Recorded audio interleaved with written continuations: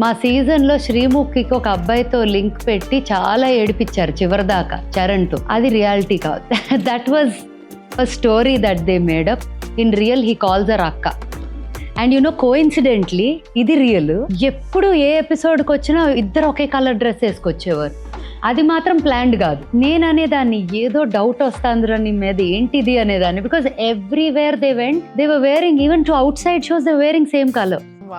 And the weirdest of like gandham colour కూడా ఒక రోజు అయితే. How many people will wear coincidentally one gandham colour, you know, or baby pink, అట్లాంటి colours కూడా కోఇన్సిడెంటల్గా వేసుకొచ్చేవారు. నేను అనేదాన్ని మీరు మాకు చెప్పొద్దని ఏదైనా చేస్తున్నారా వెనక నుంచి స్క్రిప్ట్లో అంటే అస్సలు లేదని. బట్ ఆ స్టోరీ వాజ్ నాట్ రియల్. ఇద్దరు పర్సనాలిటీస్ మ్యాచ్ అయినాయి అని చెప్పి అలా కలిపేసి ఇష్టం వచ్చినట్టు they made a fun out of it. But yeah, to a point where judges కూడా ఇదేనా నిజమా అని అనిపించింది ఓ పాయింట్లో.